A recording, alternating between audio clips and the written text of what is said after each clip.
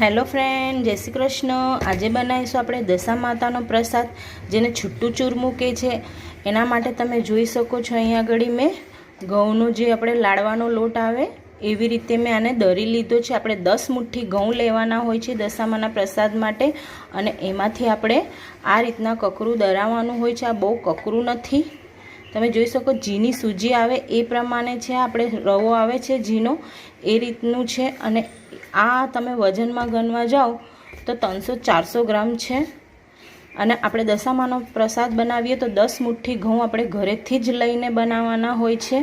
તો તમે જોઈ શકો છો મેં અહીંયા આગળ આ રીતના મેં દરીને લઈ લીધું છે અને હવે આપણે આમાં મોણ માટે તેલ કાં તો ઘી નાખી દઈએ। આપણે આમાં તમે ચાહો તો તેલ પણ નાખી શકો છો અને ઘી પણ નાખી શકો છો। હું અહીંયા આગળ તેલ નાખું છું। 3 મોટી ચમચી હું અહીંયા આગળ તેલ નાખી દઈશ અને આને આપણે હાથેથી સરસ આ રીતના બધું આપણે તેલ આ રીતના આમાં મુઠ્ઠી ભરે એ રીતના આપણે મોઈન કરવાનું છે। તમે જોઈ શકો છો આ રીતના આ દશા માતાનો પ્રસાદ છૂટા ચૂરમામાં બનાવવામાં આવે છે। આ રીતના તમે લાડવા પણ બનાવી શકો છો, પણ દશા માતાનો પ્રસાદ છૂટો જ બનાવવામાં આવે છે, તેને છૂટું ચૂરમું કહે છે।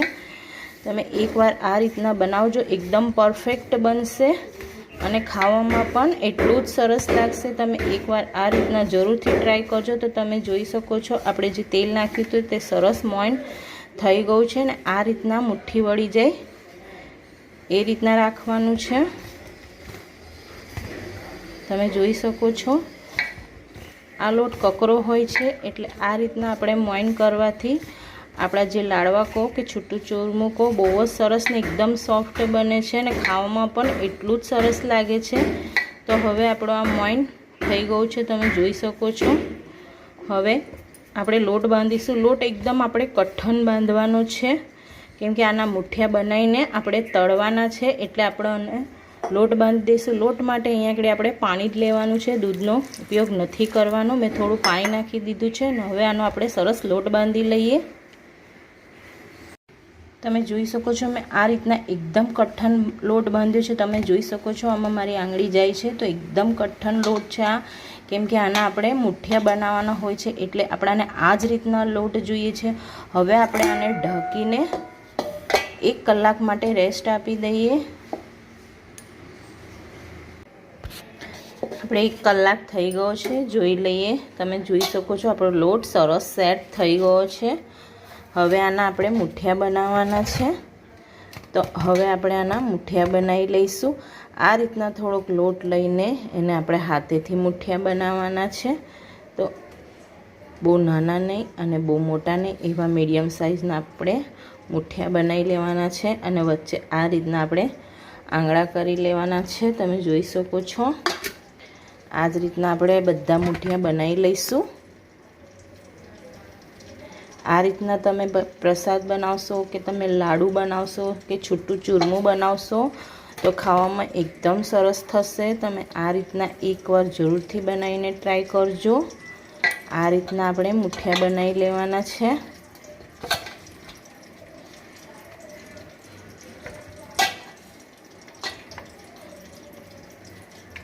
વચ્ચે આપણે આ રીતના આંગળા દબાવી દેવાના છે તો આપણા મુઠિયા સરસ તરાઈ જાય।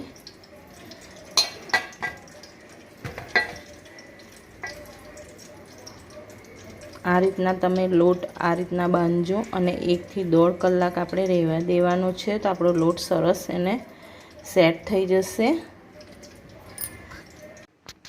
તમે જોઈ શકો છો મેં આ રીતના બધા મુઠિયા બનાવી લીધા છે। હવે આપણે એને તળવાના છે તો તળવા માટે તમે જોઈ શકો છો અહીંયા આગળ મેં ઘી મૂકી દીધું છે।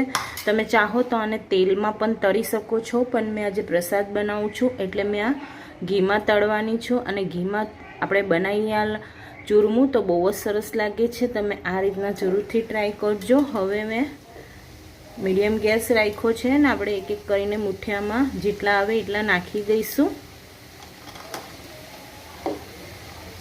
આ રીતના અને આને આપણે મીડિયમ ગેસ પર જ તળવાના છે। મેં એકદમ ફાસ્ટ ગેસ નથી રાખ્યો, મીડિયમ ગેસ રાખ્યો છે।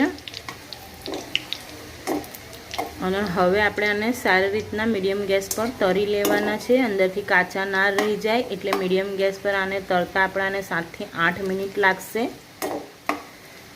તો આને આપણે મીડિયમ ગેસ પર જ બ્રાઉન થઈ જાય, ગુલાબી બ્રાઉન થઈ જાય ત્યાં સુધી તળવાના છે. જોઈ લેવાનું છે કે અંદરથી કાચા ન રહી જાય. તમે જોઈ શકો છો સરસ તળાઈ ગયા છે મુઠિયા આપણા. આ રીતના જ આપણાને જોઈએ છે. હવે આપણે આને કાઢી લઈએ અને આ જ રીતના આપણે બધા મુઠિયા તળી લઈએ. આને તળતા મને 7 થી 8 મિનિટ લાગી છે. તો આને આપણે મીડિયમ ગેસ પર જ તળવાના છે. ફાસ્ટ ગેસ પર તળીશું તો બહારથી એકદમ બળી જશે ને અંદરથી કાચા રહી જશે. એટલે આને આપણે એકદમ મીડિયમ ગેસ પર જ તળવાના છે.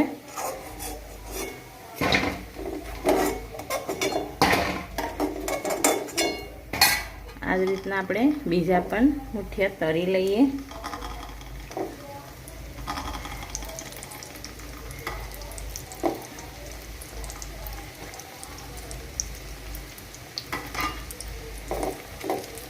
આને પણ હવે આપણે મીડિયમ ગેસ પર જ તળી લઈશું. તમે જોઈ શકો છો મેં બધા મુઠિયાને તળી લીધા છે ને અત્યારે બહુ જ ગરમ છે. આપણે ગરમ ગરમમાં જ એને આ રીતના પથ્થરથી યા કોઈ બી કસાના બી મદદથી આને આ રીતના આપણે ભાંગી કાઢવાના છે, તોડી લેવાના છે. મતલબ આ રીતના, કેમ કે આને આપણે મિક્સર ગ્રાઇન્ડરમાં પીસવાના છે એટલે આપણે આના આ રીતના નાના નાના ટુકડા કરી લેવાના છે. હાથેથી ગરમ લાગે છે એટલે આપણે હાથેથી આ રીતના કંઈ આપણે ખાયણીનો બટ્ટો લેવાનો છે કાં તો પથ્થર લઈને આ રીતના આપણે એને બધા જ મુઠિયાને આ રીતના આપણે તોડી લઈશું, જેથી આ રીતના ભૂખો થઈ જાય. તમે જોઈ શકો છો અંદર સુધી સરસ બફાઈ ગયા છે આપણા. એટલે આપણે આને મીડિયમ ગેસ પર જ હંમેશા તળવાના. જો તમે ફાસ્ટ ગેસ પર તળશો તો તમારો બધો સ્વાદ આનો બગડી જશે ને બળી જશે અને ખાવામાં પણ સરસ નહીં લાગે. એટલે હવે આપણે આને તમે જોઈ શકો છો આ મુઠિયાને આ રીતના આપણે નાના નાના ટુકડામાં તોડી લઈએ બધા મુઠિયાને.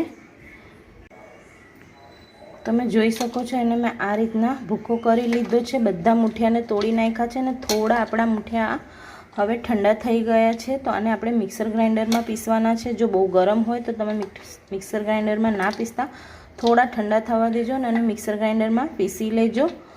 હવે આને આપણે મિક્સર ગ્રાઇન્ડરમાં પીસી લઈએ. તમે જોઈ શકો છો અહીંયા આગળ મેં થોડાક ડ્રાયફ્રૂટ લઈ લીધા છે. અહીંયા આગળ મેં 10 થી 15 બદામ લઈ લીધી છે અને દ્રાક્ષ લીધી છે અને ઇલાયચી લીધી છે. ઇલાયચીને આપણે ફોલી લઈશું. તમને ગમતા ડ્રાયફ્રૂટ આમાં તમે નાખી શકો છો. હવે આપણે આને મિક્સર ગ્રાઇન્ડરમાં પીસી લઈશું. તમે જોઈ શકો છો અહીંયા આગળ મેં મિક્સર જાર લઈ લીધું છે. હવે આપણે આમાં થોડું થોડું નાખીને પીસી લઈશું. આપણે જે ચૂરમું બનાવીને મૂક્યું છે ભૂખો કરીને એ આપણે થોડું થોડું નાખીને આમાં પીસી લેવાનું છે. વધારે નથી નાખવાનું, થોડું થોડું જ નાખીને આમાં પીસી લઈશું. ઢક્કન લગાવી દઈએ ને થોડું નાખીને આપણે પીસી લઈએ. આપણે જોઈ લઈએ. તમે જોઈ શકો છો સરસ પીસાઈ ગયું છે. આ રીતના એકદમ ઝીણું પીસવાનું, જેવું આપણે લાડુ બનાવીએ અને પીસીએ એ રીતના જ પીસવાનું છે. તો હવે આ પીસાઈ ગયું છે અને આપણે પ્લેટમાં કાઢી લઈશું. આ રીતના પ્લેટમાં મેં કાઢી લીધું છે ને આ જ રીતના આપણે બધું ચૂરમાનું પીસી લઈએ. જોઈ શકો છો તમે એકદમ સ્મૂથ થયું છે અને આ રીતના જ આપણે છૂટું ચૂરમું રાખવાનું છે. તો આ જે પીસ્યું છે એ જ રીતના આપણે બીજું પણ પીસી લઈએ. તમે જોઈ શકો છો મેં બધા મુઠિયાને પીસી લીધા છે આ રીતના ને એકદમ કરકરું જ છે. તમે જોઈ શકો છો આ જ રીતના જોઈએ છે. જો તમારે આના લાડુ બનાવવા હોય તો તમે બનાવી શકો છો. બસ આમાં તમારે થોડું ગરમ કરીને ઘી નાખવું પડશે, કેમ કે આપણે છૂટું ચૂરમું જોઈએ છે એટલે મેં વધારે આમાં ઘી નથી નાખ્યું. તમારે લાડુ બનાવવા હોય તો તમે હજુ ઘી તમારે નાખવું પડશે. હવે આપણે આમાં ખાંડ નાખી દઈશું. મેં અહીંયા આગળ 1 વાટકી ખાંડ લીધી છે, પણ આપણે બધી નથી નાખવાની. જે પ્રમાણે આપણને જોઈએ છે એ પ્રમાણે આપણે ખાંડ નાખી દઈશું. જો તમે જે પ્રમાણે ગળ્યું ખાતા હોય એ પ્રમાણે તમારે પ્રસાદમાં ખાંડ નાખી દેવાની છે. અને હવે આપણે અહીંયા આગળ તમે જોઈ શકો છો મેં ઇલાયચીને ફોલીને વાટી લીધી હતી એ નાખી દઈશું અને દ્રાક્ષ નાખી દઈશું. તમને ગમતા ડ્રાયફ્રૂટ તમે નાખી શકો છો. અને હવે આપણે બદામ મૂકી હતી એ મેં આ રીતના કતરનમાં કાપી લીધી છે, એ નાખી દઈશું. અને હવે આપણે આને હાથેથી જ મિક્સ કરવાનું છે, તો હાથેથી જ મિક્સ કરી લઈશું તો બરાબર મિક્સ થશે. જો તમે ચમચીથી કરશો તો બરાબર મિક્સ નહીં થાય ને ખાંડ બધી ગઠ્ઠા થઈ જશે. એટલે તમારે પીસેલી ખાંડ છે આ, તમારે આખી ખાંડ નથી લેવાની. જો તમારી પાસે ખાંડ આખી હોય તો તેને મિક્સર ગ્રાઇન્ડરમાં પીસી લેવાની છે, ને તો બહાર દુકાનમાં ખાંડનું બૂરું મળે જ છે, એ લઈ આવવાનું. મેં અહીંયા આગળ 1 વાટકી ખાંડને મિક્સર ગ્રાઇન્ડરમાં પીસી લીધેલી. એટલે આપણે આ રીતના હાથેથી મસળીને પ્રસાદને ભેગો કરવાનો છે. હાથેથી નહીં મસળીએ તો આપણે ખાંડના ગઠ્ઠા થઈ જાય. એટલે આ રીતના હાથેથી મસળીને બધા પ્રસાદને આપણે ભેગો મિક્સ કરી દેવાની છે ખાંડ બરાબર. તમે જોઈ શકો છો મેં ખાંડ સરસ મિક્સ કરી દીધી છે, અને બધા ડ્રાયફ્રૂટ નાખીને આ રીતનાનો પ્રસાદ મેં તૈયાર કરી દીધો છે. હવે તમારે જો ઉપર ગાર્નિશિંગ કરવી હોય તો આ રીતના બદામને મૂકી દેવાની છે. જે તમને ગમતા ડ્રાયફ્રૂટ હોય એ આ રીતના ઉપર મૂકી દેવાના છે. તમે દશામાનો પ્રસાદ કેવી રીતે બનાવો છો મને કમેન્ટમાં જરૂરથી કહેજો. અને જો તમને મારા વિડીયો ગમતા હોય તો મારા વિડીયોને લાઈક કરીને મારી ચેનલને સબસ્ક્રાઈબ કરી લેજો, અને તમારા ફ્રેન્ડ સાથે શેર કરજો. અને મને કમેન્ટમાં જરૂરથી કહેજો કે તમને આજની મારો વિડીયો કેવો લાગ્યો. આજની રેસીપી છૂટા ચૂરમાની પ્રસાદની રેસીપી છે. જો તમને આજની રેસીપી ગમે તો કમેન્ટમાં જય દશામાં જરૂરથી લખજો. ફરી મળીશું એક નવા વિડીયો સાથે. ત્યાં સુધીને જય શ્રી કૃષ્ણ.